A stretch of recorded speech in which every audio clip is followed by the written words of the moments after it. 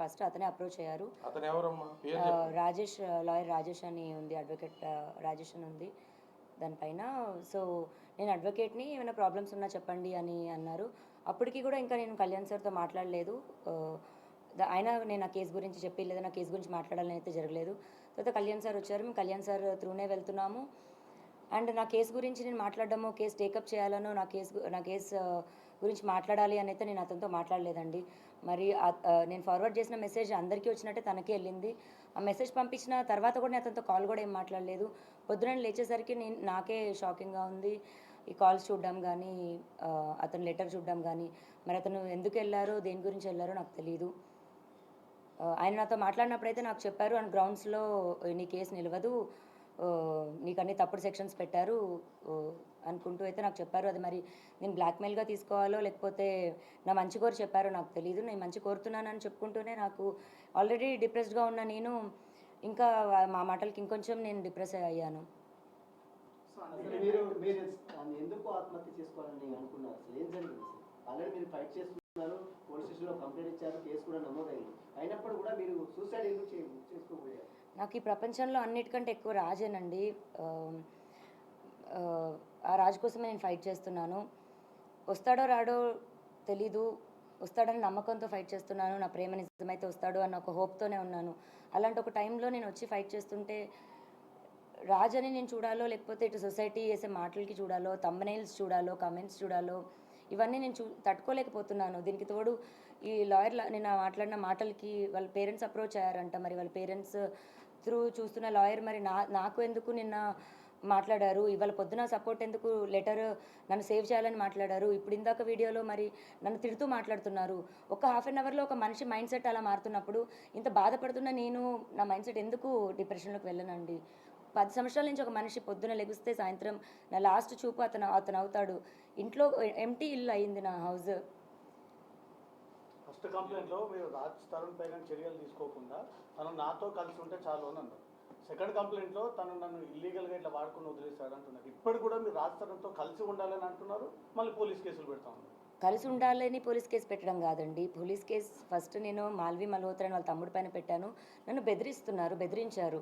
అది కూడా ఇంకా కంప్లైంట్ ఒక్కసారికి రాలేదండి. ఇప్పుడు వాళ్ళు ఉన్న 6 మంత్స్ అంటే నాకు విషయం తెలిసిన 6 నెలల తర్వాత ఇంకా నేను భరించలేక బయటికి రావడం జరిగింది.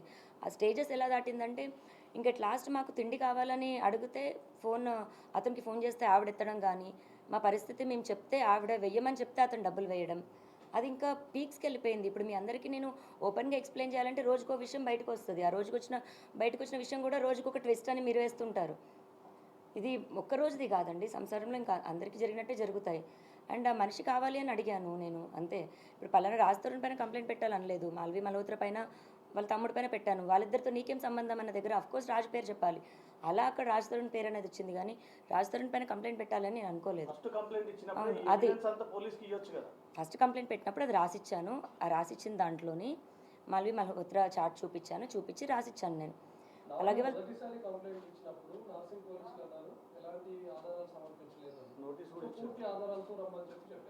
సెకండ్ టైం మీరు వెళ్ళినప్పుడు ఆల్మోస్ట్ 150+ ఫోటోగ్రాఫ్స్, ఎవిడెన్స్ అన్ని కూడా మీరు సబ్మిట్ చేసినట్టుగా తెలుస్తుంది. ఇప్పుడు నార్సింగ్ పోలీసులు ఏ విధంగా వ్యవహరిస్తున్నారు? రాజ్ తరుణ్ని కాంటాక్ట్ అవుతున్నామని ఏమైనా చెప్తున్నారా? రాజ్ తరుణ్ పైన కేసెస్ పెట్టామని ఏమైనా చెప్తున్నారా? రాజ్ తరుణ్ని అందులో తీసుకుంటామని అసలు నార్సింగ్ పోలీసులు ఏం చెప్తున్నారు? నేను ఫస్ట్ కంప్లైంట్ పెట్టినప్పటికీ ఈవినింగ్ 7-8 అయిపోయిందండి. సో నాకు రిసిప్ట్ ఇవ్వడం కానీ అవేమీ జరగలేదు. అఫీషియల్గా నేను రిసిప్ట్ కలెక్ట్ చేసుకున్నాక పోనీ ఎఫ్ఐఆర్ అన్నది దానికో ఎవిడెన్స్లు అన్నది ఇస్తాము.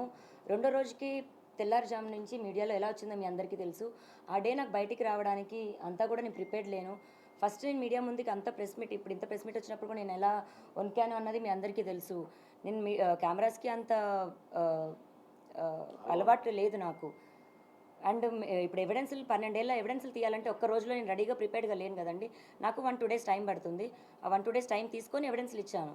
మీరు అడ్వకేట్ రాజేష్తో చాలాసార్లు కాల్ చేశారు, ఆయన ఫోన్ లిఫ్ట్ చేయలేదు. 20 నిమిషాల పాటు సుదీర్ఘంగా కేసు గురించి చర్చించాలని అంటున్నారు. చాలాసార్లు కాల్ చేయడం ఏం జరగలేదండి, ఒక్కటే కాల్ జరిగింది. అండ్ అతను నాకు ఫస్ట్ ఎవరు అప్రోచ్ ఫస్ట్ అప్రోచ్ అయింది తనే అండి. నాకు అప్రోచ్ అయింది కూడా మూవీ అని, మీరు యాక్టింగ్ అంటే ఇంట్రెస్ట్ అని అప్రోచ్ అయ్యారు. లేదండి నాట్ ఇంట్రెస్టెడ్ అని చెప్పాను. తర్వాత నేను అడ్వకేట్ అని చెప్పారు. కంటిన్యూ అవుతుంటే మీరు రాజస్థాన్తో మాట్లాడి మధ్యలో లావణ్య అని ఒక ఆడియో బయటకు వచ్చింది. దాని మీద మీరు ఏం చెప్తారు? ఎప్పటిది అసలు ఆడియో? ఇప్పుడు మళ్ళీ నా పోరాటం ఒకటవుతుంటే ఈ ఒకదానిపైన ఒకటి రాజస్థాన్తో మాట్లాడేటప్పుడు అట్లా లేదండి, అది లాస్ట్ ఇయర్ సెప్టెంబర్ దండి ఆడియో అది. ఆ లాస్ట్ ఇయర్ సెప్టెంబర్ నుంచే నేను మెంటల్గా ఇల్లని ప్రూవ్ చేయాలి అని ట్రై చేస్తున్న టైంలోని 3 రోజులు నాతో అతను చేసిన ఏదైతే బిహేవియర్ ఉందో అప్పుడు నేను ఇంకా తట్టుకోలేక బర్స్ట్ అయ్యి నేను రియాక్ట్ అయ్యి నేను అలా అతను నాకు చేసిన బిహేవియర్కి నేను తిరిగి ఇచ్చింది.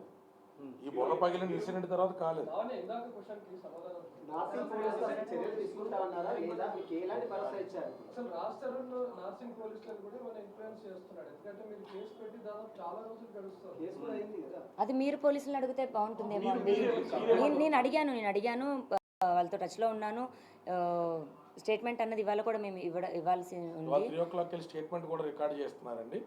సోమవారానికి అతని మీద ఏం చర్యలు తీసుకున్నారనేటువంటిది, లేదా అతను యాంటిసిపేటరీకి కానీ క్వాషిక్ కానీ వెళ్తున్నాడు అనేటువంటి వివరాలు ఈ లోపల వాళ్ళ ఒక టీం